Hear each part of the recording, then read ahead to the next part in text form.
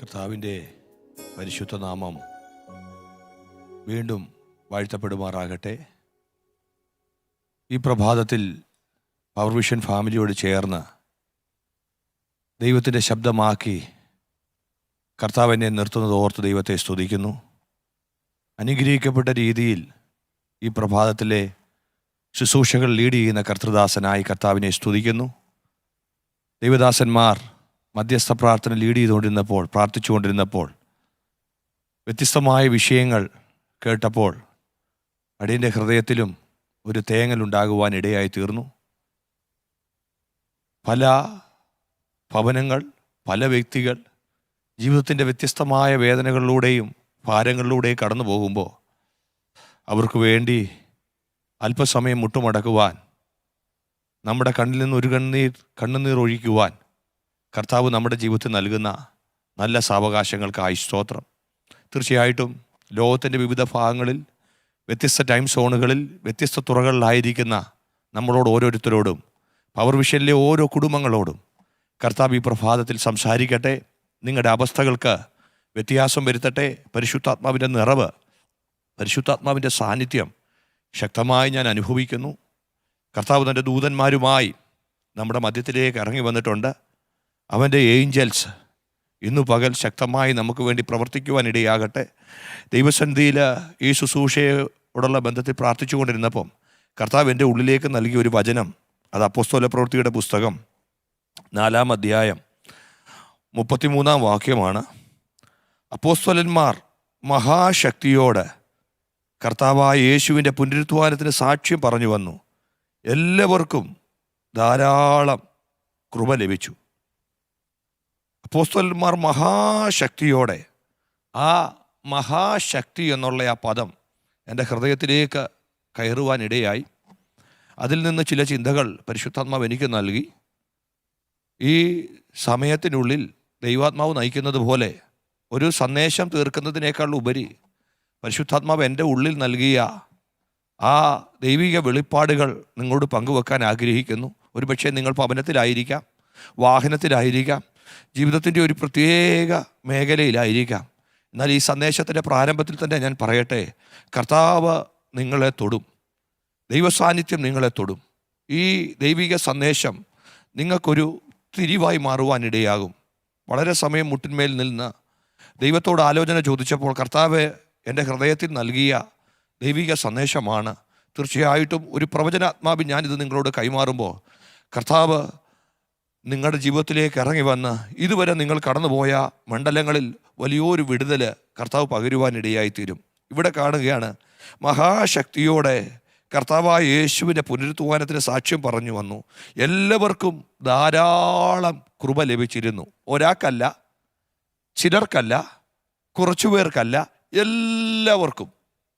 നിങ്ങളെ സന്തോഷിപ്പിക്കുന്ന, നിങ്ങളെ തൊട്ട് ആ ദൈവിക സന്ദേശം ഞാനൊന്ന് പറയട്ടെ. ഒരാൾക്ക് വേണ്ടിയല്ല. ഇതുവരെ കർത്താവേ എനിക്കൊരു സാക്ഷ്യം കിട്ടിയില്ലല്ലോ, എൻ്റെ കുടുംബം ഇങ്ങനെയാണല്ലോ പോകുന്നത്, ഈ മാസവും എൻ്റെ ഭവനത്തിൻ്റെ വിടുതലിന് വേണ്ടി ഞാൻ ദൈവത്തിൻ്റെ മുഖത്തേക്ക് നോക്കുക. ഈ നിമിഷങ്ങളിൽ ദൈവാത്മാവ് നിങ്ങളോട് പറയുക, എല്ലാവർക്കും ധാരാളമായി കർത്താവിൻ്റെ കൃപ ലഭിച്ചെങ്കിൽ നമ്മളെ മാറ്റി നിർത്തത്തില്ല കേട്ടോ, നമ്മളെ ഒഴിവാക്കി നിർത്തത്തില്ല. ഒരുപക്ഷെ കാലങ്ങളും വർഷങ്ങളും സമയങ്ങളും കഴിഞ്ഞെങ്കിൽ ഈ 2025 ഫെബ്രുവരി മാസത്തിൽ നമ്മുടെ ഭവനത്തിലേക്ക് ധാരാളമായി ദൈവത്തിൻ്റെ കൃപയെ ദൈവം നൽകി തരാൻ പോവുകയാണ്. എൻ്റെ മേൽ ധാരാളമായി ദൈവത്തിൻ്റെ കൃപ ഒഴുകുമെന്ന് എത്ര പേർ വിശ്വസിക്കുന്നു? എൻ്റെ ഈ തലമുറയുടെ വിഷയത്തിൻ്റെ മേൽ, മാറത്തില്ലെന്ന് ചിന്തിക്കുന്ന എൻ്റെ ഈ കുടുംബത്തിൻ്റെ അനുഭവത്തിന് മേൽ, എൻ്റെ ശുശ്രൂഷ എങ്ങനെ മുന്നോട്ട് പോകുമെന്ന് ചിന്തിച്ച് ഭാരത്തോടെ ഉപവാസത്തിലായിരിക്കുന്ന കർത്തൃദാസന്മാരുടെ മേൽ ഈ നിമിഷങ്ങളിൽ ധാരാളമായ കൃപ ഷബാന ഹദന റബസിഖന ഹസോതോനിയം ബാബ ഹഡബ ഷതന ഹതന ബൗഡ ധാരാളമായി ധാരാളമായി ധാരാളമായി ദൈവത്തിൻ്റെ കൃപ ഒഴുകാൻ പോവുക. മനുഷ്യന് പരിമിതികളുണ്ട്. മനുഷ്യൻ എന്തെങ്കിലും ചെയ്താൽ അതിനെല്ലാം ലിമിറ്റേഷൻസും കണക്കുമുണ്ട്. എന്നാൽ ധാരാളമായി തരുവാൻ, ധാരാളമായി കൃപയെ ഒഴിക്കുവാൻ നമ്മുടെ കർത്താവിന് മാത്രമേ കഴിയത്തുള്ളൂ. ആരെങ്കിലും മനുഷ്യൻ്റെ മുഖത്തേക്ക് നോക്കി തല കുനിഞ്ഞു പോയിട്ടുണ്ടെങ്കിൽ ഈ നിമിഷം ഞാൻ നിങ്ങളോട് പറയാം, മനുഷ്യൻ പരിമിതിയുള്ളവളാണ്. അവർ കണ്ടിട്ട് കാണാതെ പോകുന്നവരാണ്. ചില സമയങ്ങളിൽ അവരുടെ മുഖം മറച്ച് ഹല്ലേലൂയ തത്വപരമായി ചില കാര്യങ്ങൾ അവർ നമ്മളോട് സംസാരിക്കും. എന്നാൽ നമ്മുടെ കർത്താവ് അങ്ങനെയല്ല കേട്ടോ. ഓ, നിലവിളിയുടെ മുമ്പിൽ അവൻ നിൽക്കും, കണ്ണുനീരിൻ്റെ മുമ്പിൽ അവൻ നിൽക്കും, ജീവിതത്തിൻ്റെ പ്രതിസന്ധിയുടെ മുമ്പിൽ അവൻ നിൽക്കും. നമ്മുടെ കയ്യിൽ ഇരിക്കുന്ന വിശുദ്ധ വേദപുസ്തകം ഉൽപ്പത്തി തൊട്ട് വെളിപ്പാട് വരെ നിങ്ങളൊന്ന് തിരിച്ചു നോക്കിക്കേ. ആരൊക്കെ എവിടൊക്കെ കരഞ്ഞിട്ടുണ്ടോ? ഹൃദയം നുറുങ്ങിയവർക്ക് യഹോവ സമീപസ്ഥനാ, മനസ്സു തകർന്നവരെ അവൻ രക്ഷിച്ചിട്ടുണ്ട്. ഓ ഹല്ലേലൂയ. ഒരുപക്ഷെ വചനത്തിൻ്റെ എല്ലാ ആശയങ്ങളും നിങ്ങൾക്ക് മനസ്സിലായില്ലെങ്കിലും, ദൈവദാസന്മാർ പറയുന്ന എല്ലാ സന്ദേശങ്ങളും നമ്മുടെ ബുദ്ധിയിലേക്ക് ഇറങ്ങിയില്ലെങ്കിലും, ഈ നിമിഷങ്ങളിൽ ഞാൻ നിങ്ങളോട് പറയട്ടെ, നമ്മളെ ഉള്ളതുപോലെ നമ്മുടെ കർത്താവിനെ അറിയാം. ചിലപ്പോൾ നമ്മുടെ വാക്കുകൾ തെറ്റിദ്ധരിക്കപ്പെട്ടെന്ന് വരും, ചിലപ്പോൾ നമ്മൾ സംസാരിക്കുന്നത് ചിലർക്ക് മനസ്സിലായില്ലെന്ന് വരും. പക്ഷേ നമ്മളെ ഉള്ളതുപോലെ മനസ്സിലാക്കാൻ കഴിയുന്ന ഒരു യേശു കർത്താവിൻ്റെ സന്നിധിയിലാണ് നിങ്ങളായിരിക്കുന്നത്. ഓ ഹല്ലേലൂയ. ഭവനങ്ങളിൽ കണ്ണുനീരോടെ ആയിരിക്കുന്ന ചില ദൈവമക്കളെ കർത്താവ് കാണിക്കുക. വാഹനം ഓടിച്ചുകൊണ്ടിരിക്കുക, പക്ഷെ കണ്ണിലൂടെ ധാരധാരയായി കണ്ണുനീരൊഴുകുക. ഈ നിമിഷം ഞാൻ പറയട്ടെ, എന്നെങ്കിലുമല്ല ഒരു വിടുതൽ, എന്നെങ്കിലുമല്ല നിന്റെ അവസ്ഥ മാറുന്നത്. ഒരു തിരിവ് നമ്മുടെ ജീവിതത്തിൽ പകരുവാൻ, ഒരു തിരിവ് നമ്മുടെ ജീവിതത്തിൽ പകരുവാൻ സർവശക്തനായ ദൈവം ഇറങ്ങി വന്നിട്ടുണ്ട്. എൻ്റെ ആത്മമണ്ഡലത്തിൽ ഞാനത് അനുഭവിക്കുകയാണ്, ഒരാത്മമേഖലയിൽ ഞാനത് അനുഭവിക്കുകയാണ്. പരിശുദ്ധാത്മാവ് ഇറങ്ങി വന്നിട്ടുണ്ട്, ദൈവത്തിൻ്റെ ദൂതന്മാർ ഇറങ്ങി വന്നിട്ടുണ്ട്. കർത്താവ് കൽപ്പിച്ച ചില ഭവനങ്ങളിലേക്ക്, ചില ജീവിത മണ്ഡലങ്ങളിലേക്ക് കർത്താവ് എന്നോട് ഇങ്ങനെ പറയുക, കാലം തെറ്റി നിൽക്കുന്ന ചിലര്, സമയം തെറ്റി നിൽക്കുന്ന ചിലര് ഈ നിമിഷങ്ങൾ വിടുവിക്കപ്പെടുന്ന നിമിഷങ്ങളാ. നിന്റെ മേൽ ദൈവത്തിൻ്റെ കരുണ സമൃദ്ധമായി വെളിപ്പെടുന്ന നിമിഷങ്ങളാ.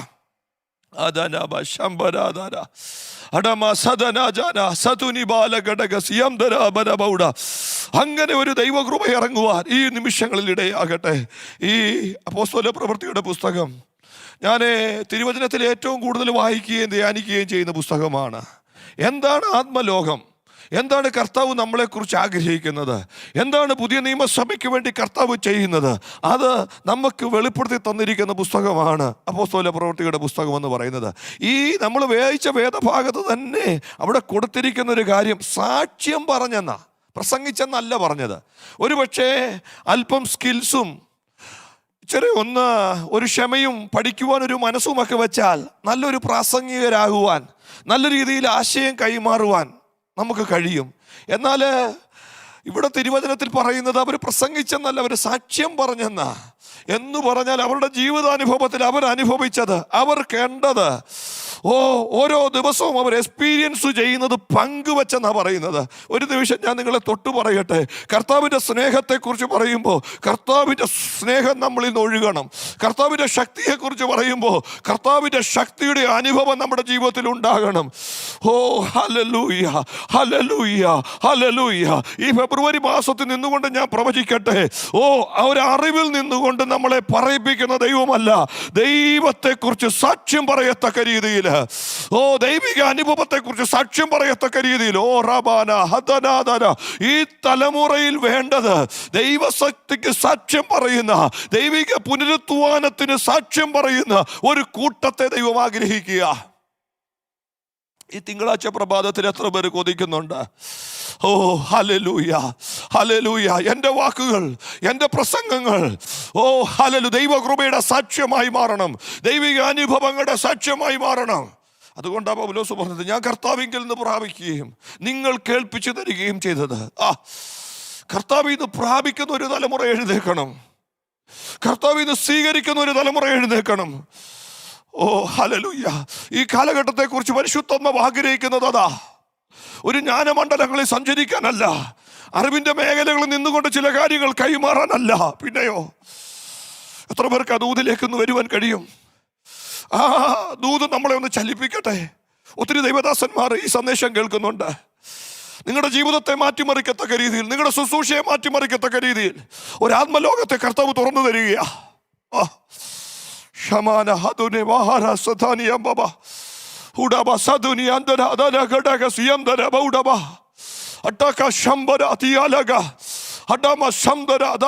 അങ്ങനെ ഒരു ഉറപ്പ് നിങ്ങളുടെ ജീവിതത്തിന്റെ അകത്തേക്ക് വരട്ടെ. അങ്ങനെ ഒരു സാക്ഷ്യമുള്ളത് കൊണ്ടാ ധൈര്യത്തോടെ ആഹാബിന്റെ കൊട്ടാരത്തിലേക്ക് ഏലിയാവ് കയറി ചെന്നത്. തിരിച്ചിറങ്ങാൻ കഴിയുമോ? അടുത്ത നിമിഷം ജീവിതം എന്താകും ഒന്നും ഏലിയാവിന് അറിയത്തില്ല. മുമ്പിൽ മുഴുവൻ ചോദിച്ചനേമ, പക്ഷെ തൻ്റെ കൂടെ ഒരു ഉറപ്പുണ്ട്, തൻ്റെ കൂടെ നിൽക്കുന്ന ഒരു ദൈവ സാന്നിധ്യത്തെ കുറിച്ച്. ഒരുപക്ഷെ അടുത്ത നിമിഷം എന്താകുമെന്ന് നമുക്കറിയത്തില്ലായിരിക്കാം. അടുത്ത ദിവസത്തെക്കുറിച്ച് പലരും ഭാരപ്പെടുന്നുണ്ടായിരിക്കാം. ഞാൻ ഒരു ഉറപ്പ് തരുകട്ടെ, കർത്താവ് കൂടെയുണ്ടെങ്കിൽ, കർത്താവ് കൂടെയുണ്ടെങ്കിൽ, കർത്താവ് കൂടെയുണ്ടെങ്കിൽ ഏത് കൊട്ടാരത്തിലും നിനക്ക് കയറി ചെല്ലാം. ഏത് കരീത്തിലും കർത്താവ് നിന്നെ ഒളിപ്പിക്കും. ഏത് സരാപ്തയിലും നിനക്ക് വേണ്ടി ഭവനത്തിന്റെ വാതിലുകൾ കർത്താവ് തുറക്കുവാനിടയായി തീരും. മുഖാന്തരം അന്വേഷിച്ച്, വഴി അന്വേഷിച്ച്, വാതിലുകളുടെ മേണ്ടലങ്ങളിൽ ഒരാൾ കരം പിടിക്കണമേ, ഒരാൾ എന്നെ സഹായിക്കണമേ, ഇന്ന വ്യക്തിയുടെ ഹൃദയത്തെ ഉണർത്തണമേ. അങ്ങനെ ഒരു പ്രാർത്ഥനയൊന്നും നിന്റെ ജീവിതത്തിലൊന്നും ഉയരത്തില്ല. എൻ്റെ ദൈവം എൻ്റെ കൂടെ ഉണ്ടെങ്കിൽ വഴിയെ പോകുന്നവരോട് കൽപ്പിക്കാൻ അവൻ വിശ്വസ്തനാ. ചില നിരാശയുടെ മൂടുപടങ്ങൾ ഈ നിമിഷങ്ങളിൽ കീറി മാറട്ടെ. ദൈവത്തിങ്കിലേക്കുള്ള ആശ്രയം ഒന്ന് വർദ്ധിക്കട്ടെ. കർത്താവിന്ന് പ്രാപിക്കുന്ന, കർത്താവിന്ന് സാക്ഷ്യം ഉൾക്കൊണ്ട് പറയുന്ന, പ്രസ്താവിക്കുന്ന ഒരു തലമുറയെ കർത്താവിന് ആവശ്യമാ. അങ്ങനെ എത്ര പേര് കൊതിക്കുന്നുണ്ട്?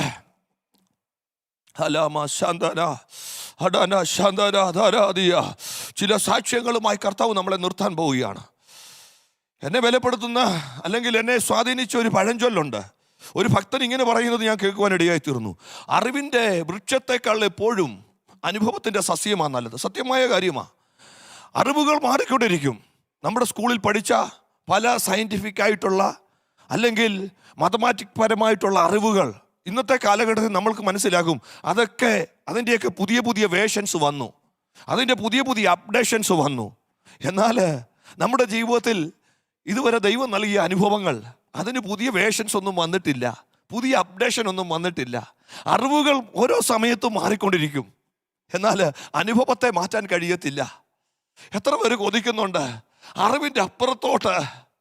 എനിക്ക് ദൈവത്തിൽ നിന്ന് കുറെ ദൈവത്തിൽ നിന്ന് ഒരു അനുഭവം വേണം. അറിവിൻ്റെ നിറകുടമായിരുന്നു ശൗല്. എന്നാൽ ദമസ്കോസിന്റെ പടിവാതിക്കൽ വെച്ച് അവനൊരു എൻകൗണ്ടർ ലഭിച്ചു. അവിടെ നിന്നാണ് തൻ്റെ അനുഭവത്തിന്റെ ആദ്യ സ്റ്റെപ്പുകളിലേക്ക് താൻ കയറുന്നത്. ഗമാലിയലിന്റെ പാദപീഠത്തിൽ ഇരുന്ന് പഠിച്ചവൻ, ലോകത്തിന്റെ സകല താർക്കികമായ ശാസ്ത്രപരമായ അറിവുകൾ നേടിയവൻ, അവൻ ചിന്തിച്ച് താൻ എല്ലാം പ്രാപിച്ചെന്ന്, താൻ എല്ലാം തൻ്റെ ജീവിതത്തിൽ ഉൾക്കൊണ്ടെന്ന്.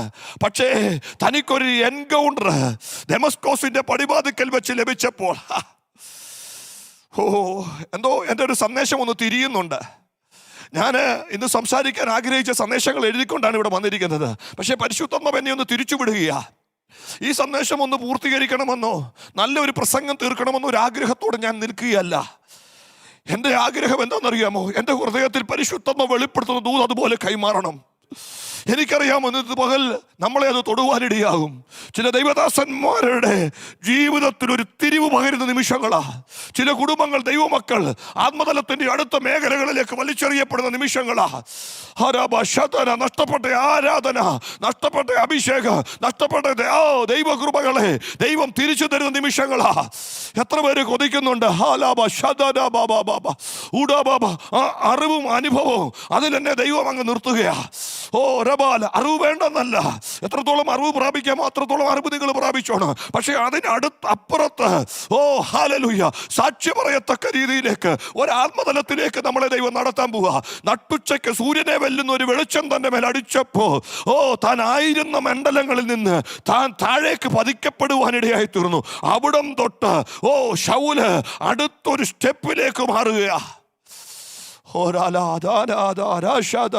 പരിശുദ്ധാത്മാവ് എന്നോട് പ്രവചിക്കാൻ പറയുന്നു. ചിലരെ ദൈവം വഴി തിരിച്ചുവിടുന്ന ഒരു കാലമാ. ചില ഡൈവർഷനുകളിലേക്ക് ദൈവം കൊണ്ടുവരാൻ ആഗ്രഹിക്കുന്ന കാലമാ. ആരെങ്കിലും പുതപ്പിട്ടുകൊണ്ട് നീ പോകരുത്. ആരെങ്കിലും നിനക്ക് തന്ന ചില കുപ്പായങ്ങൾ ഇട്ടുകൊണ്ട് നീ പോകരുത്. ആരെങ്കിലും പ്രസംഗങ്ങൾ കേട്ടുപഠിച്ചുകൊണ്ട് അങ്ങനെ നീ പോകരുത്. ഈ നിമിഷങ്ങളിൽ എന്തിനാ കർത്താവ് എന്നെ കണ്ടത്? എന്തിനാ എൻ്റെ കുടുംബത്തെ വേർതിരിച്ചത്? എന്തിനാ എന്നെ ഈ രാജ്യത്തേക്ക് കൊണ്ടുവന്നത്? ഈ പദവിയിലേക്ക് കർത്താവ് എന്നെ ആക്കിയത് എന്താ? ഇതിന് പുറകിലൊരു ഉദ്ദേശമുണ്ടല്ലോ.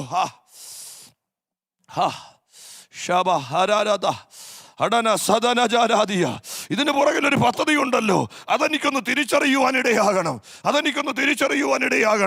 പരിശുദ്ധാത്മാവ് എന്നോട് ഇങ്ങനെ പറയുക. ദൈവിക ബന്ധങ്ങൾ കലഞ്ഞ നാളുകളിൽ ഉണ്ടായിരുന്നു. മുട്ടുമടക്കുമ്പോൾ ദൈവസാന്നിധ്യം അനുഭവിക്കുന്ന അനുഭവങ്ങൾ ഉണ്ടായിരുന്നു. എന്നാൽ കർത്തൃദാസനെ, ദൈവദാസന്മാരെ, അതൊക്കെ നഷ്ടപ്പെട്ടു. യാന്ത്രികമായി ക്രിസ്ത്യ ജീവിതം മുന്നോട്ട് കൊണ്ടുപോകുക. പാട്ടുണ്ട്, പ്രാർത്ഥനയുണ്ട്, അന്യഭാഷയിൽ ആരാധിക്കുന്നുണ്ട്, സഭാ കൂട്ടായ്മകളിൽ കടന്നു പോകുന്നുണ്ട്, പ്രസംഗങ്ങളുണ്ട്, പക്ഷേ ദൈവസാന്നിധ്യം അനുഭവിക്കാൻ കഴിയുന്നില്ല. ആരോടും പറയാതെ യാന്ത്രികമായി ക്രിസ്തു ജീവിതം മുന്നോട്ട് നയിച്ചു കൊണ്ടുപോകുക. എന്നാൽ ഈ നിമിഷങ്ങളിൽ കർത്താവ് നിന്നെ അതിനകത്തൊന്ന് മാറ്റി ഒരു ദൈവിക അനുഭവത്തിലേക്ക് കൊണ്ടുവരാൻ ദൈവത്തിന് ആഗ്രഹമുണ്ട്. ഈ ദൈവിക അനുഭവം വന്നാലുള്ള ഗുണം എന്താണെന്നറിയാമോ? നിന്റെ ഹൃദയം സന്തോഷം കൊണ്ട് നിറയും. അടുത്ത നിമിഷം ചോദ്യങ്ങൾ നിന്നെ അഭിമുഖീകരിക്കുമെങ്കിലും, അടുത്ത ദിവസം എങ്ങനെ സ്റ്റെപ്പ് വെക്കണമെന്ന് അറിയത്തില്ലെങ്കിലും, ഈ ഫെബ്രുവരി മാസത്തിൽ എൻ്റെ മേലുള്ള ബാധ്യതകൾ എങ്ങനെ തീരുമെന്ന് പല ചിന്തകൾ, പല ഭാരങ്ങൾ പുറത്തുണ്ടെങ്കിലും ഉൾത്തടങ്ങളിൽ ദൈവകൃപയുടെ ഒരു സമാധാനം, സകല ബുദ്ധിയെ കവിയുന്ന ഒരു ദൈവ സമാധാനം. എത്ര പേരത് കൊതിക്കുന്നുണ്ട്? എൻ്റെ ജീവിതത്തിലേക്ക് ആ സമാധാനം ഒന്ന് ഇറങ്ങണം, എൻ്റെ ജീവിതത്തിലേക്ക് സ്വസ്ഥതയൊന്ന് ഇറങ്ങണം. പരിശുദ്ധാത്മാവ് എന്നോട് പറയുക, ചിലരുടെ മേൽ ദൈവ സമാധാനം വഹിക്കുന്നുണ്ട്. ഒന്ന് കടത്തി ഞാൻ പറഞ്ഞോട്ടെ, പരിശുദ്ധാത്മാവ് പറയുന്നത് കൊണ്ട് പറയുക, രോഗസൗഖ്യത്തിൻ്റെ ഒരു അഭിഷേകത്തെ കർത്താവ് റിലീസ് ചെയ്യുന്നുണ്ട്. നാളുകളായി ബന്ധിക്കപ്പെട്ട കുടുംബങ്ങൾ ഈ നിമിഷങ്ങളിൽ വിടുവിക്കപ്പെടുകയാണ്.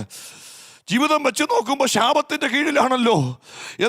ഒന്ന് മാറി വിഷയങ്ങൾക്കകത്തുനിന്ന് പുറത്തു വരാൻ കഴിയുന്നില്ലല്ലോ. ഇനി എന്താ ചെയ്യേണ്ടതെന്ന് ചിന്തിക്കുമ്പോൾ, നീ ആയിരിക്കുന്ന ഭവനത്തിൽ നിന്നുകൊണ്ട്, ജീവിതത്തിൻ്റെ സാഹചര്യത്തിൽ നിന്നുകൊണ്ട്, എൻ്റെ യേശുവേ എന്നോടൊന്ന് മനസ്സറിയണേ എന്ന് പറയുമ്പോൾ നിനക്ക് വേണ്ടി അവൻ്റെ ദൂതനെ അയക്കുന്ന ഒരു ദൈവ സാന്നിധ്യമാ.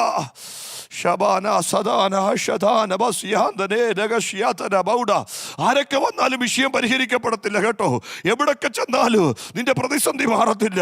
പക്ഷേ ദൈവദാസന്മാരായ ഞങ്ങൾക്ക് കൈമാറാനുള്ള ഒരു വലിയ സന്ദേശം എന്ന് പറയുന്നത്, യേശു കർത്താവ് നമ്മുടെ ജീവിതത്തിലെ വിഷയങ്ങൾക്കൊരു മറുപടിയാ. ആത്മമണ്ഡലത്തെ ഞാൻ തിരിച്ചറിയുക. ചില ഭവനങ്ങളിലേക്ക് കർത്താവ് തന്റെ ദൂതന്മാരെ അയക്കുക. ഒരു ദേശശക്തികൾക്കും ഒരു വാഴ്ചയ്ക്കും പിടിച്ചു നിർത്താൻ കഴിയാത്തതുപോലെ നാളുകളായി അടയപ്പെട്ട വാതിലുകൾ, നാളുകളായി അടയപ്പെട്ട ജീവിതത്തിന്റെ അനുഭവങ്ങൾ. ചിലർ പറയുന്നുണ്ട്, ചില കുഞ്ഞുങ്ങൾ പറയുന്നുണ്ട്, പക്ഷേ ഞങ്ങൾ എവിടെ ചെന്ന് നിന്നാലും അതുവരെ തുറന്ന വാതിൽ അടയും. എനിക്ക് ക്വാളിഫിക്കേഷൻ ഉണ്ട്, എൻ്റെ കയ്യിൽ സർട്ടിഫിക്കറ്റ് ഉണ്ട്, എൻ്റെ കയ്യിൽ എക്സ്പീരിയൻസും ഉണ്ട്, പക്ഷെ ഞാൻ എവിടെ ചെന്ന് നിന്നാലും വാതിലുകൾ അടഞ്ഞു പോവുക. ഈ നിമിഷം കുഞ്ഞെ നിന്നെ തൊട്ടൊരു ദൂത് പറയുക, നീ ദൈവത്തിൽ സമർപ്പിക്കപ്പെടുമെങ്കിൽ നിന്റെ ജീവിതത്തിൽ അറിവിൻ്റെ അപ്പുറത്ത് അനുഭവത്തിലേക്ക് ദൈവം നടത്താൻ പോവാ. അനുഭവത്തിലേക്ക് ദൈവം നടത്താൻ പോവാ.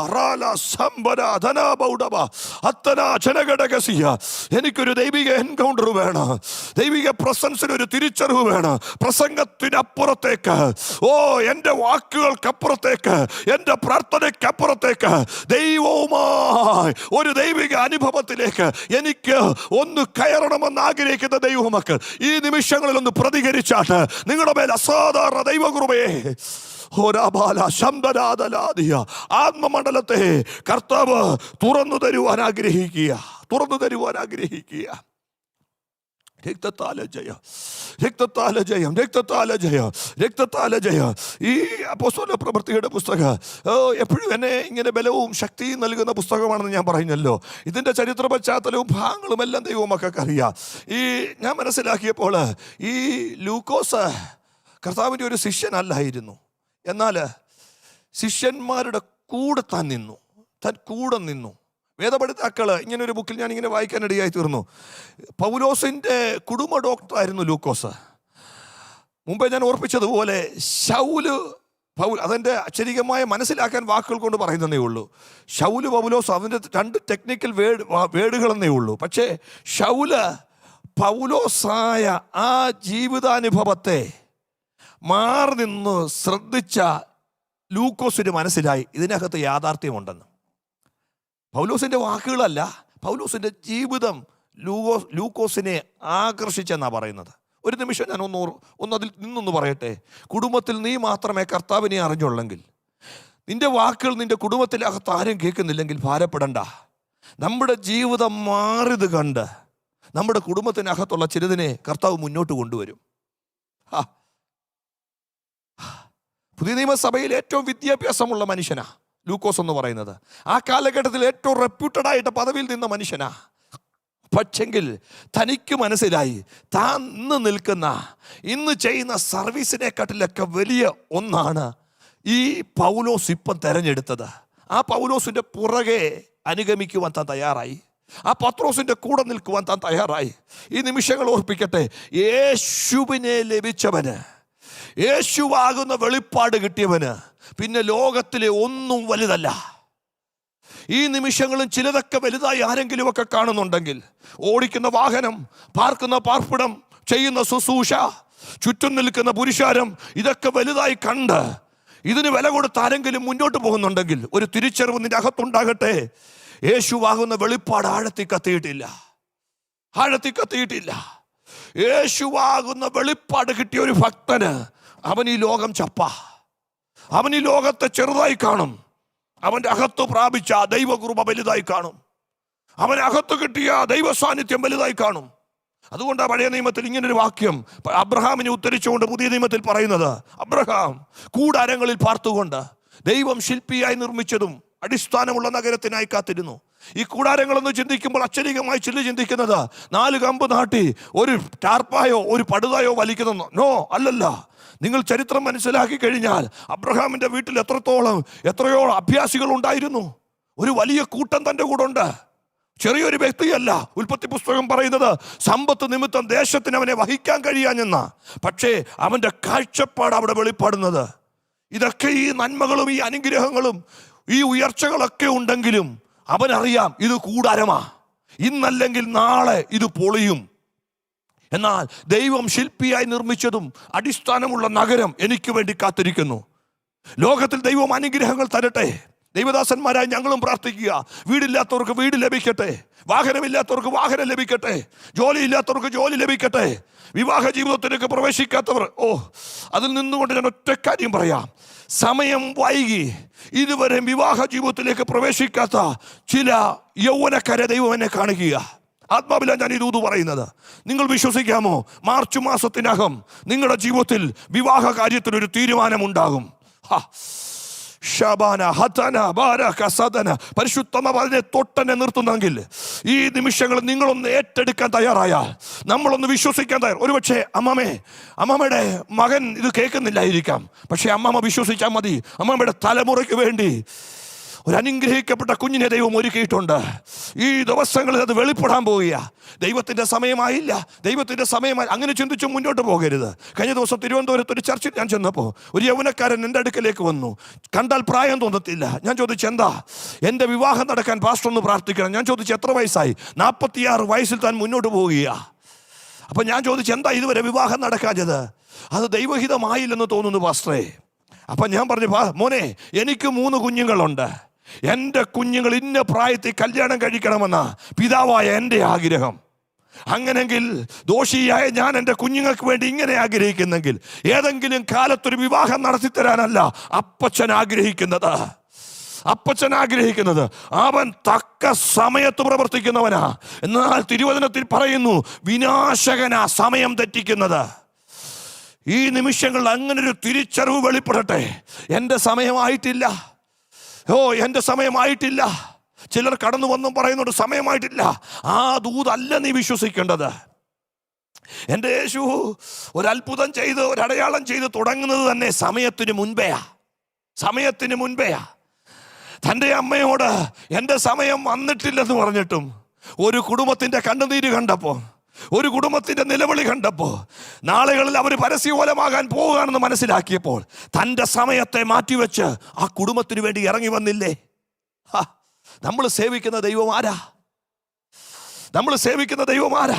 മുമ്പേ ഞാൻ പറഞ്ഞു, കർത്താവിൻ്റെ വെളിപ്പാട് നിങ്ങളുടെ അകത്തേക്ക് വരണം.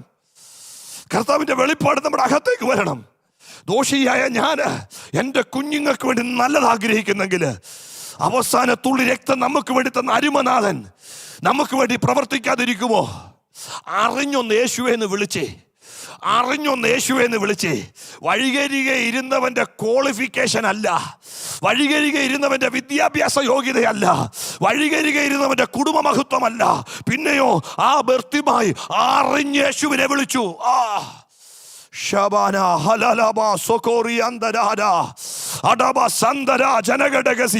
നിന്റെ അടുത്തിരിക്കുന്നവൻ പ്രാർത്ഥിക്കുന്നോന്നല്ല, നിന്റെ അടുത്തിരിക്കുന്നോ നിലവിളിക്കുന്നോന്നല്ല.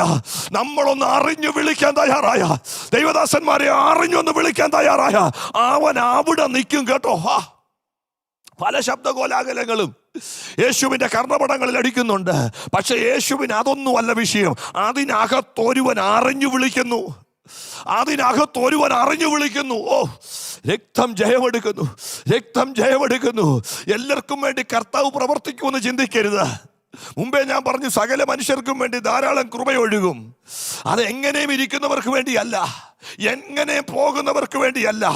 ഒരു കൂട്ടത്തിൻ്റെ നടുവിൽ ഒരുവനറിഞ്ഞ് യേശുവിനോട് നിലവിളിച്ച അവനെ അരിച്ചെടുക്കുന്ന, അവനെ സെൻസ് ചെയ്തെടുക്കുന്ന അന്തരീക്ഷം ചൂടുപിടിച്ചിട്ടുണ്ട് കേട്ടോ. അന്തരീക്ഷം ആത്മനിയോഗത്താൽ നിറയപ്പെട്ടിട്ടുണ്ട്.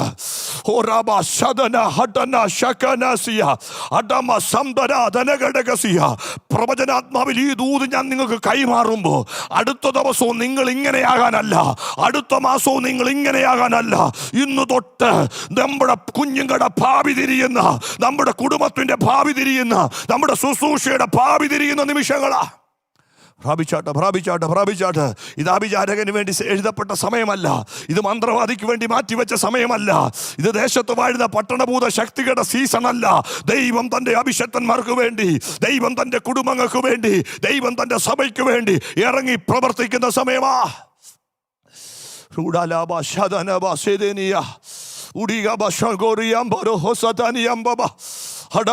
Thank you, precious Holy Spirit.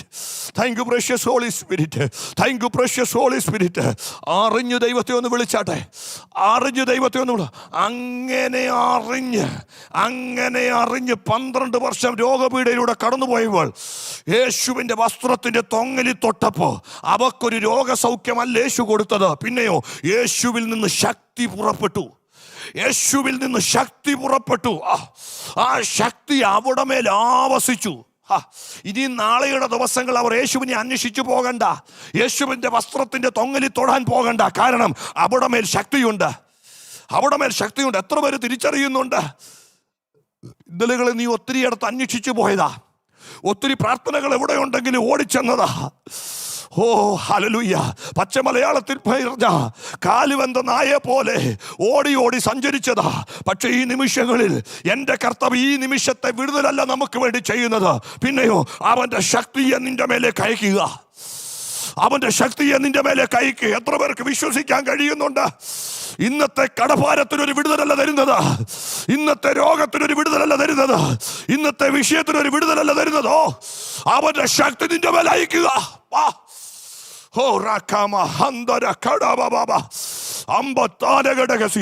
ആത്മമണ്ഡലത്തിലൊരു പൊട്ടിത്തെറി ഉണ്ടാകട്ടെ. നിന്റെ കാതിൽ നടക്കത്തില്ലെന്ന് പറയുന്ന പൈശാചിക മണ്ഡലത്തെ നോക്കി പോറ. ഒരു മഹാശക്തി ദൈവ സന്നിധിയിൽ നിന്ന് പുറപ്പെട്ടിട്ടുണ്ട്.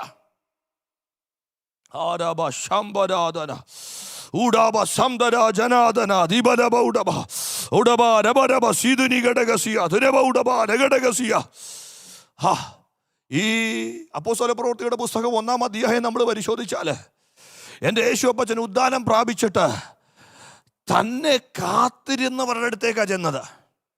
എന്നെ അത്ഭുതപ്പെടുത്തിയ ഒരു കാര്യമുണ്ട്. തന്നെ മരണശിക്ഷയ്ക്ക് വിധിച്ച പീലാത്തോസിൻ്റെ അടുത്തോട്ടോ, തനിക്കെതിരെ ആർഗ്യുമെന്റ്സ് തയ്യാറാക്കിയ ഹെരോദാവിൻ്റെ അടുത്തോട്ടോ, തനിക്കെതിരെ ഗൂഢാലോചന നടത്തിയ യഹൂദ ജനത്തിൻ്റെ ഇടയിലോട്ടോ, തന്നെ ക്രൂശിച്ച റോമൻ ജനത്തിൻ്റെ ഇടയിലോട്ടോ അല്ല പോയത്. പിന്നെയോ കാത്തിരുന്ന തൻ്റെ മക്കളുടെ അടുക്കലേക്കാണ് പോയത്. അതാ മുമ്പേ ഞാൻ ഓർപ്പിച്ച കാര്യം. യേശുവിന് ഞാൻ ഉദ്ധാനം പ്രാപിച്ചെന്ന് അവരുടെ മുമ്പിൽ വെളിപ്പെടുത്തേണ്ട കാര്യമില്ല.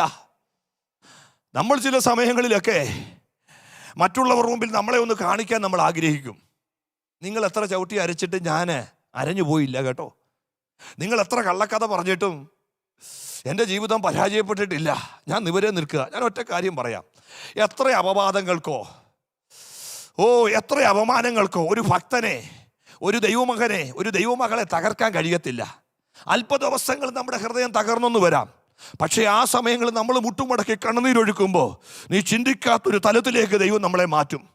പക്ഷെ ഒരിക്കലും നമ്മുടെ ഉള്ളിലൊരു പ്രതികാരം ചിന്തിക്കരുത്. കർത്താവ് ഈ 2025 ആദ്യ ദിവസങ്ങളിൽ എന്നോട് പറഞ്ഞൊരു കാര്യം, മോനെ നിന്റെ വാക്കൊരാൾക്കൊരു മുറിവാകരുത്. അറിഞ്ഞു വെച്ചോണ്ട് നീ ഒരു കാര്യം പറയരുത്, അറിഞ്ഞു വെച്ചോണ്ടൊരു പ്രസംഗം നീ പ്രസംഗിക്കരുത്, അറിഞ്ഞു വെച്ചോണ്ടൊരു സാക്ഷ്യം നീ പറയല്ലേ. എത്ര പേർക്ക് മനസ്സിലാകുന്നു? ദൈവം എന്നോട് സംസാരിച്ച ദൂതാ, എന്നോട് ഇടപെട്ട ആലോചനയാ. ചില സമയങ്ങളിൽ ചില കാര്യങ്ങൾ നമ്മുടെ അകത്തു കിടക്കുമ്പോൾ അറിയാതെ നമ്മുടെ സന്ദേശങ്ങൾ അത് വെളിപ്പെട്ടെന്ന് വരും. അറിയാതെ നമ്മുടെ സാക്ഷികളിൽ അത് വെളിപ്പെട്ടെന്ന് വരും. പക്ഷെ അതുപോലും അരുത്, അതുപോലും അരുത്. നമ്മുടെ സാക്ഷ്യങ്ങൾ അങ്ങനെ ആകരുത്, നമ്മുടെ പ്രസംഗങ്ങൾ അങ്ങനെ ആകരുത്. ദൈവദാസനെ, ദൈവത്തിൻ്റെ വായാകാനാ ദൈവം നിന്നെ വിളിച്ചത്. നിന്റെ ഉള്ളിൽ കൂട്ടിവെച്ചേക്കുന്ന ചില സംഭവങ്ങൾ, ചില ഒത്തുവാക്യങ്ങളോട് ചേർത്ത് പ്രസംഗിക്കാനല്ല കർത്താവ് നിന്നെ വേർതിരിച്ചത്. പലയിടത്തും ദൈവസാന്നിധ്യം മാറി നിൽക്കുക, പലയിടത്തും ദൈവശക്തി മാറി നിൽക്കുക. കാരണം എന്താണെന്നറിയാമോ? നമ്മൾ നിൽക്കുന്നിടത്ത് ദൈവം നിൽക്കുന്നില്ല. എബിപ്പാസ് കയറി നിൽക്കുന്നിടത്ത് ദൈവം നിൽക്കത്തില്ല. ദൈവം നിൽക്കുന്നിടത്ത് ഞാൻ കയറി നിൽക്കണം. ഞാൻ വരച്ച വട്ടത്തിനകത്തോട്ട് ദൈവം വരത്തില്ല. ദൈവം നിൽക്കുന്നിടത്തോട്ട് ഞാൻ നിൽക്കാൻ തയ്യാറായ. പലരും ചിന്തിക്കുന്നത് അങ്ങനെ. ചെല്ലു പറയും കം ഡൗൺ ഹോളി സ്പിരിറ്റ്. അങ്ങനൊന്നും ഹോളി സ്പിരിറ്റ് കം ഡൗൺ ചെയ്യത്തില്ല.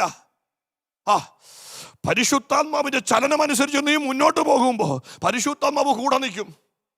ദൈവസാന്നിധ്യത്തിന്റെ നിറവനുസരിച്ച് നീ മുന്നോട്ട് പോകുമ്പോൾ ദൈവസാന്നിധ്യം നിന്റെ കൂടെ നിൽക്കും.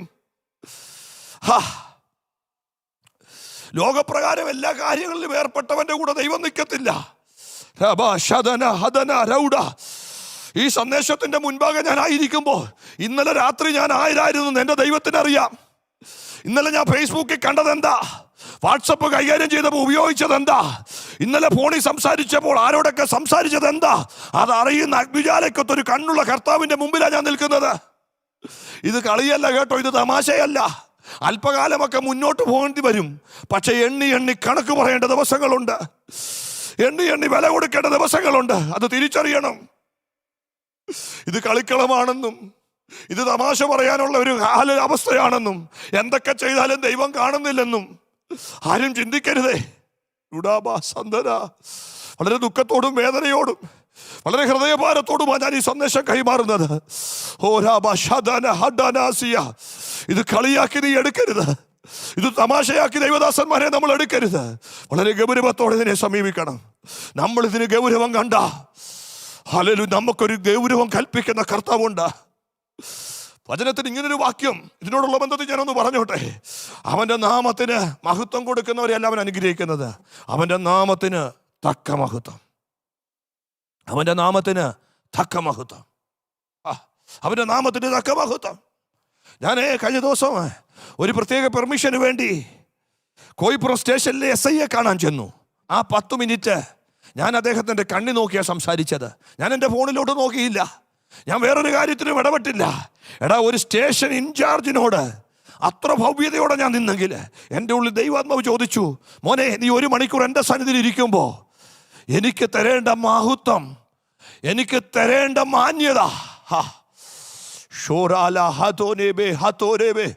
പ്രവചനാത്മാവിൽ കർത്താവ് എന്നോട് കൈമാറാൻ പറയുന്നതുകൊണ്ട് ഈ ആശയം ഞാൻ കൈമാറുക. ആലയങ്ങളിൽ നിന്ന് ദൈവത്തിൻ്റെ മഹത്വം നഷ്ടപ്പെടരുത്, നമ്മുടെ ശുശ്രൂഷകളിൽ നിന്ന് ദൈവത്തിൻ്റെ മഹത്വം നഷ്ടപ്പെടരുത്.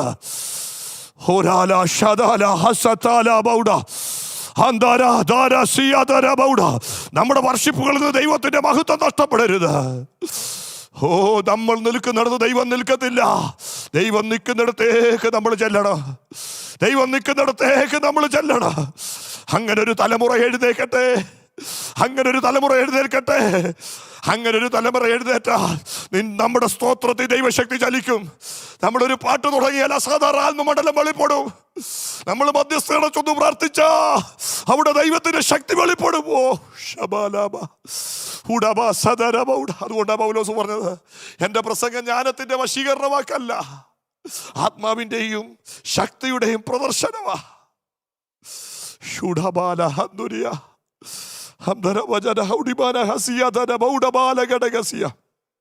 ഒന്നാം അധ്യായത്തില് കാത്തിരിക്കുന്നവരുടെ മധ്യത്തിലേക്ക് എന്റെ കർത്താവ് ഇറങ്ങിച്ചെന്ന് താൻ ജീവിച്ചിരിക്കുന്നു എന്ന അനേക ദൃഷ്ടാന്തങ്ങളാൽ അവർക്ക് കാണിച്ചു കൊടുത്തു. തന്നെ പ്രതീക്ഷയോടെ ഒരു ചോദ്യചിഹ്നമായി നിൽക്കുന്ന മണ്ഡലത്തില് അവരുടെ മുമ്പിൽ കർത്താവ് വെളിപ്പെട്ട അവർക്ക് തന്നെ കാണിച്ചു കൊടുക്കുക. 2-ാം അധ്യായത്തിലേക്ക് നമ്മൾ വരുമ്പോൾ കർത്താവ് പറയുക, വാഗ്ദത്തത്തിന് വേണ്ടി നിങ്ങൾ എന്ത് ചെയ്യണം? കാത്തിരിക്കണം. അവരതിനു വേണ്ടി കാത്തിരിക്കുക. ഞാൻ പുസ്തകം പരിശോധിച്ചപ്പോൾ എനിക്ക് മനസ്സിലായത്, രക്ഷ മാത്രമേ ദാനമുള്ളൂ, ബാക്കി എല്ലാത്തിനും നമ്മൾ വില കൊടുക്കണം. രക്ഷദാനമാ. പക്ഷേ വേറെ ഏത് കാര്യം ദൈവത്തിൽ നിന്ന് പ്രാപിക്കണമെങ്കിൽ മറ്റുള്ളവരെ പോലെയല്ല. നീ വ്യത്യസ്തനായി നിൽക്കണം. നിന്റെ പ്രാർത്ഥനാനുഭവം വ്യത്യസ്തമായി നിൽക്കണം. നിന്റെ വിശുദ്ധി വ്യത്യസ്തമായി നിൽക്കണം. നിന്റെ ശുശ്രൂഷ വ്യത്യസ്തമായി നിൽക്കണം. ആ 120 പേര് കാത്തിരുന്നപ്പോ ഇപ്പുറത്ത് ആയിരങ്ങൾ കൂടുന്ന ഉത്സവം നടക്കുക, ഇപ്പുറത്ത് ആയിരങ്ങൾ, പതിനായിരങ്ങൾ, ലക്ഷങ്ങൾ കൂടുന്ന ഉത്സവം നടക്കുക. പക്ഷേ അവിടേക്കല്ല പരിശുദ്ധാത്മാവ് ഇറങ്ങിച്ചെന്നത്. മർക്കോസിന്റെ മാളികയിൽ കാത്തിരിക്കുന്ന ഒരു കൂട്ടത്തിന്റെ നടുവിലേക്ക് പരിശുദ്ധാത്മാവ് ഇറങ്ങിച്ചെന്നു. എന്നെ ബലപ്പെടുത്തിയതാ കേട്ടോ. ആൾക്കൂട്ടത്തെ കാണുമ്പോൾ നിലപാട് മാറ്റുന്നവരുണ്ട്. നാളുകളിലെ നിലനിൽപ്പിന് വേണ്ടി വാക്കുകളിൽ വെള്ളം ചേർക്കുന്നവരുണ്ട്. ഇന്നൊരു വാക്ക് പറഞ്ഞിട്ട് നാളെ ഒരു കൂട്ടത്തെ ഭയപ്പെട്ട് നമ്മളോട് പറഞ്ഞ വാക്ക് മാറ്റുന്നവരുണ്ട്. ഞാനൊരു പദം പറയാം, എന്നോളം വിലയുണ്ട് എൻ്റെ വാക്കിന്. നിലനിൽപ്പിന് വേണ്ടി വാക്കുകൾ മാറല്ലേ കേട്ടോ, നിലപാടുകളിൽ ഉറച്ചു നിൽക്കണം.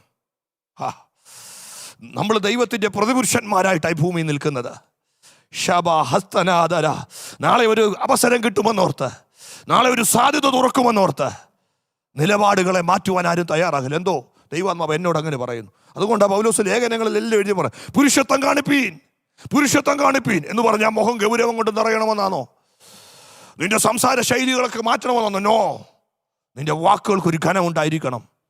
പറയുന്നത് തന്നെ പ്രവർത്തിക്കണം. ഗൗരവത്തോടെ മുന്നോട്ട് പോകണം. സമയം നമ്മുടെ മുന്നിൽ വേഗം ഓടിപ്പോകുകയാണല്ലോ. അതുകൊണ്ട് ഞാൻ അവിടെ ആ ഭാഗം നിർത്തിയിട്ട് എൻ്റെ ദൂതിലേക്ക് വേഗം വന്നോട്ടെ. എന്നെ തൊട്ട പദം എന്ന് പറയുന്നത് മഹാശക്തിയോടെ, മഹാശക്തിയോടെ അപ്പോസ്തലന്മാർ കർത്താവിൻ്റെ പുനരുത്ഥാനത്തിന് സാക്ഷ്യം പറഞ്ഞു. നമ്മളെ അലട്ടുന്ന രോഗത്തിന് ശക്തിയുണ്ട് കേട്ടോ, ഇല്ലെന്നല്ല. നമ്മളെ ഭാരപ്പെടുത്തുന്ന കടഭാരത്തിന് ശക്തിയുണ്ട്. നമ്മുടെ ദേശത്ത് വെല്ലുവിളിയായി നിൽക്കുന്ന അന്ധകാര മണ്ഡലങ്ങൾക്ക് ശക്തിയുണ്ട്. പക്ഷേ കർത്താവ് പറയുക, ആ ശക്തി വ്യാപരിക്കുമ്പോൾ തന്നെ നമ്മളിൽ വെളിപ്പെട്ട് നിൽക്കുന്നത് മഹാശക്തിയാ. ശക്തി ഇല്ലെന്നാരും ചിന്തിക്കല്ല. നിന്റെ കുടുംബത്തെ കവർന്ന, നിന്റെ കുടുംബത്തിൻ്റെ സ്വസ്ഥതയെ കാർന്നു തിന്ന, നിന്റെ ആരോഗ്യത്തെ കാർന്നു നിന്ന മണ്ഡലങ്ങൾ ശക്തിയോടാ പോരാടിയത്. പക്ഷേ ഈ നിമിഷങ്ങളൊരു തിരിച്ചറിവ് വരണം, മഹാശക്തിയെ കർത്താവ് റിലീസ് ചെയ്തിട്ടുണ്ട്. അതൂത് അകത്തോട്ടൊന്ന് കയറട്ടെ. ഷബാല സത്ത്, ഒരു ശക്തി ക്ഷയിക്കണമെങ്കിൽ ആ ശക്തിയെക്കാട്ടിൽ വലിയൊരു ശക്തി വെളിപ്പെടണം. ഇന്ന് നമ്മുടെ കുടുംബത്തിനകത്ത് വെളിപ്പെട്ട് നിൽക്കുന്ന ശക്തി, നമ്മുടെ തലമുറയോടുള്ള ബന്ധത്തിൽ വെളിപ്പെട്ട് നിൽക്കുന്ന ശക്തി, പ്രത്യേകിച്ച് ഈ മാസം കുടുംബങ്ങൾക്കുള്ള വിടുതലുള്ള ബന്ധത്തിൽ വേർതിരിച്ചിരിക്കുന്ന മാസമാണല്ലോ.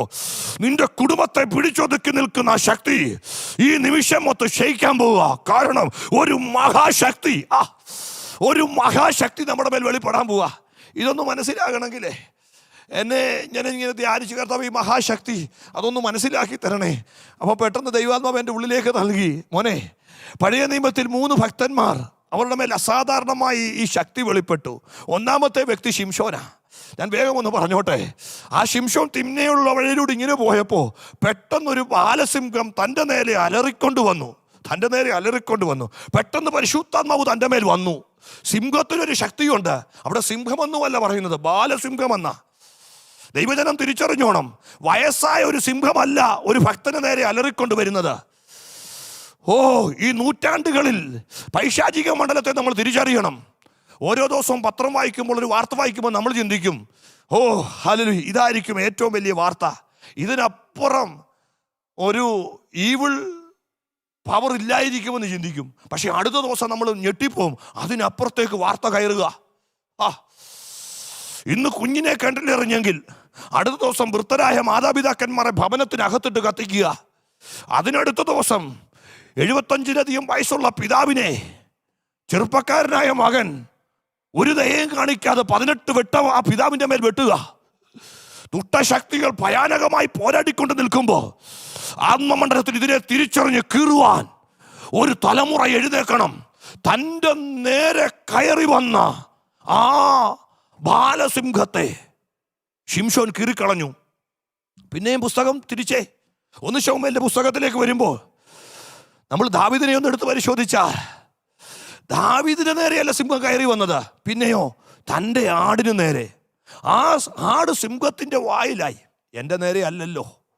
അതുകൊണ്ട് കുഴപ്പമില്ല, ഒരാട് പോയാൽ എന്താ, പോട്ടെന്ന് ചിന്തിച്ച് അവൻ ഇരുന്നില്ല. അവൻ അതിനെ അടിച്ചു.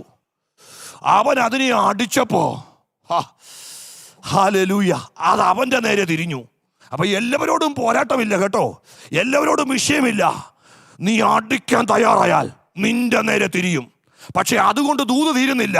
നിന്റെ നേരെ തിരിഞ്ഞാലും അതിനെ കീറുവാൻ ഒരു മഹാശക്തിയെ കർത്താവ് നിനക്ക് വേണ്ടി റിലീസ് ചെയ്യാൻ ഇടയാകും. പെട്ടെന്ന് ഞാൻ അടുത്ത ദൂതൂടെ പറഞ്ഞുകൊട്ടെ. 2 ശമൂവേലിന്റെ പുസ്തകം 23-ാം അധ്യായം 20-ാം വാക്യത്തില് ബെനയാവ് എന്ന് പറഞ്ഞൊരു മനുഷ്യനുണ്ട്. ആദ്യത്തേത് തൻ്റെ നേരെ കയറി വന്നതിനെ കീറി, രണ്ടാമത്തേത് തൻ്റെ നന്മയ്ക്ക് കയറി വന്നതിന് നേരെ കീറി. പക്ഷെ ബെനയാവ് തൻ്റെ നേരെ വന്നില്ല, തൻ്റെ നന്മയ്ക്ക് നേരെ വന്നില്ല. പക്ഷേ ഒരു ഗുഹയിൽ ഒരു സിംഹമുണ്ടെന്ന് മനസ്സിലായപ്പോൾ അതിനെ കീറിക്കളഞ്ഞു. ഒന്നാമത്തേതും രണ്ടാമത്തേതും നല്ല കാര്യം തന്നെയാ. പക്ഷേ മൂന്നാമത്തെ ദൂത് നിങ്ങൾ ആഴത്തിൽ ചിന്തിക്കണം. അതുകൊണ്ടാണ് കർത്താവ് പറഞ്ഞത്, ബലവാനെ പിടിച്ചു കെട്ടിയിട്ടല്ലാതെ അവൻ്റെ ഭവനത്തിൽ കയറാനോ അവൻ്റെ കോപ്പ് കവരുവാനോ ആർക്കും കഴിയത്തില്ല. ഞാൻ എൻ്റെ സന്ദേശത്തിൻ്റെ അവസാനത്തേക്ക് വരുമ്പോൾ ദൈവമക്കളോട് പറയാം, ഒരു പ്രതിസന്ധി വന്നിട്ട് ഒരു നാശം വിതച്ചിട്ട് അതിനെ തകർക്കാനല്ല. ഒരു അന്ധകാര മണ്ഡലം നിന്റെ നേരെയുണ്ട്. ഒരു ദുഷ്ടശക്തി ഒരു ഗുഹയിൽ പതിയിരിപ്പുണ്ടെന്ന് കണ്ട് അതിനെ തിരിച്ചറിഞ്ഞ് ബെനയാവിനെ പോലെ ആ ഗുഹയിലേക്ക് കയറി ചെല്ലുന്ന ആത്മവീര്യമുള്ള ആ 23-ാം വാക്യത്തിൽ ഇങ്ങനെ കൊടുക്കുന്നത്, അവൻ പരാക്രമശാലിയായിരുന്നു. പുതിയ നിയമ സഭയ്ക്കകത്ത് വേണ്ടത് പാസ്റ്റർമാരുടെ കൂട്ടമല്ല, വിശ്വാസിയുടെ കൂട്ടമല്ല. അതൊക്കെ നല്ല കാര്യം തന്നെയാ. പക്ഷേ ഈ കാലഘട്ടത്തിൽ ചില പരാക്രമശാലികൾ എഴുന്നേക്കണം. മഹാബലമുള്ള ചില പരാക്രമശാലികൾ എഴുന്നേക്കണം. ഒരു നിമിഷം എല്ലാവരുടെയും കണ്ണടയട്ടെ, എല്ലാവരും അപ്പച്ചൻ്റെ മുഖത്തേക്ക് നോക്കിയാട്ടെ. ഈ സന്ദേശം വീണ്ടും നിങ്ങൾ ധ്യാനിക്കണം കേട്ടോ. നിങ്ങളോട് ഇടപെടും. ഒരു മഹത്വം മൂവ് ചെയ്തിട്ടുണ്ട്. അതിനെ നിങ്ങൾ തടഞ്ഞു വെക്കരുത്. അതിനെ റിലീസ് ചെയ്ത് വിട്ടാട്ടെ. ആത്മമണ്ഡലത്തിൽ ചലിക്കുന്ന ഒരു തലമുറ എഴുന്നേക്കട്ടെ. ആത്മമേഖലയിൽ ചലിക്കുന്ന ഒരു അഭിഷേക വൃന്ദം എഴുന്നേക്കട്ടെ. മഹാശക്തിയോടെ ഈ കാലഘട്ടത്തെ വാഴുന്ന ദേശശക്തികളെ വാഴുന്ന പട്ടണഭൂത ശക്തികളെ വാഴുന്ന ഒരു തലമുറ എഴുന്നേക്കട്ടെ. പ്രസംഗത്തിനപ്പുറം സാക്ഷ്യം പറയുന്ന, ജീവിതാനുഭവങ്ങൾ പങ്കുവെക്കുന്ന ഒരു തലമുറ എഴുന്നേക്കട്ടെ. എല്ലാവരും ദൈവസന്നിധിയിൽ സമർപ്പിച്ചാണ്. എല്ലാവരും ദൈവമുഖത്തേക്ക് നോക്കട്ടെ. ആ ശക്തി നമുക്ക് പ്രാപിച്ചെടുക്കണം. തുടർന്ന് കൊയറ് ഒരു ഗാനം ആലപിക്കാൻ പോവുകയാണ്. നമ്മളെല്ലാവരും ആ ഗാനം ശ്രമിക്കുമ്പോൾ അതിനെ കൂടെ ആരാധിച്ച് കരങ്ങളടിച്ച് ആ മഹാശക്തി എനിക്ക് വേണം, ആ മഹാശക്തി എനിക്ക് വേണം. പല ശക്തികളും എന്നെ കീഴ്പ്പെടുത്തുന്നുണ്ട്. പക്ഷെ ഇന്ന് ഞാൻ തിരിച്ചറിയുന്നു, എൻ്റെ മേലൊരു മഹാശക്തി ദൈവം അയക്കുന്നുണ്ട്.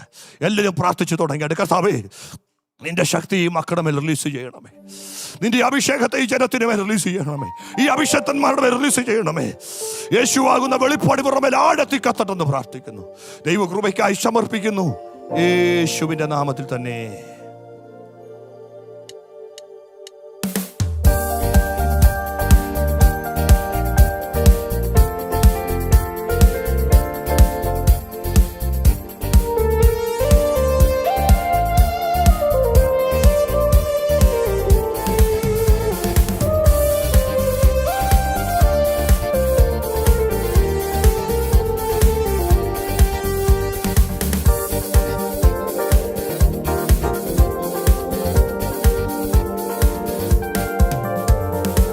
അഭിഷേകം അഭിഷേകം പരിശുദ്ധാത്മാവിന്റെ അഭിഷേകം അഭിഷേകം അഭിഷേകം പരിശുദ്ധാത്മാവിന്റെ അഭിഷേകം അന്ത്യകാലത്ത് സർവ്വജഡത്തിന്മേലും പരിശുദ്ധാത്മാവിന്റെ അഭിഷേകം അന്ത്യകാലത്ത് സർവ്വജഡത്തിന്മേലും പരിശുദ്ധാത്മാവിന്റെ അഭിഷേകം അഭിഷേകം അഭിഷേകം പരിശുദ്ധാത്മാവിന്റെ അഭിഷേകം അഭിഷേകം അഭിഷേകം പരിശുദ്ധാത്മാവിന്റെ അഭിഷേകം അഭിഷേകത്തിന്റെ ശക്തിയാൽ എല്ലാ നുകവും തകർന്നു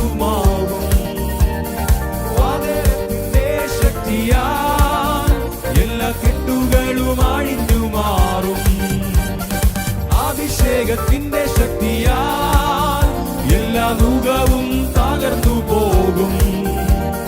വചനത്തിന്റെ ശക്തിയാൽ എല്ലാ കെട്ടുകളും അഴിഞ്ഞു മാറും. അന്ധകാരബന്ധനങ്ങൾ ഒഴിഞ്ഞു പോകും. അഭിഷേകത്തിന്റെ ശക്തി വെളിപ്പെടുമ്പോൾ അന്ധകാരബന്ധനങ്ങൾ ഒഴിഞ്ഞു പോകും.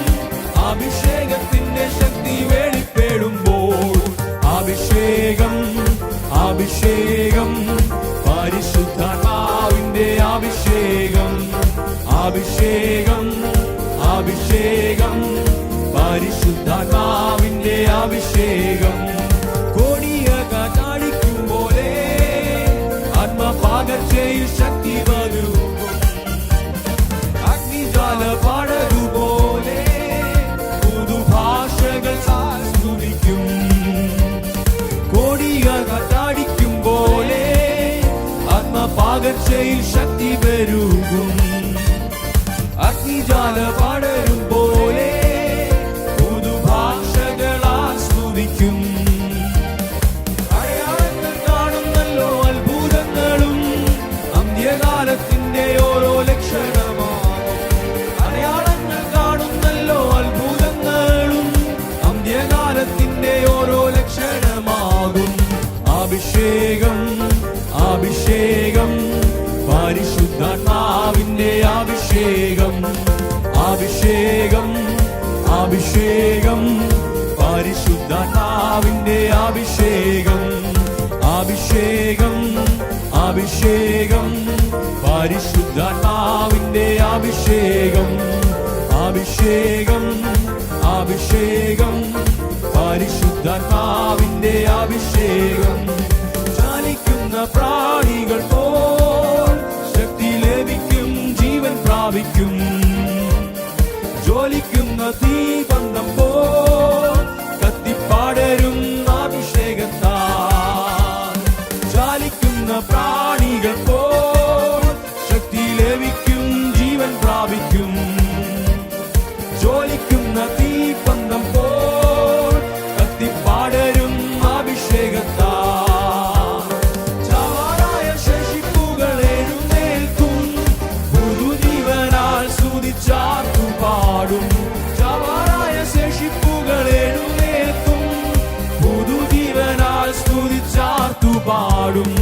അഭിഷേകം അഭിഷേകം പരിശുദ്ധാത്മാവിന്റെ അഭിഷേകം അഭിഷേകം അഭിഷേകം പരിശുദ്ധാത്മാവിന്റെ അഭിഷേകം.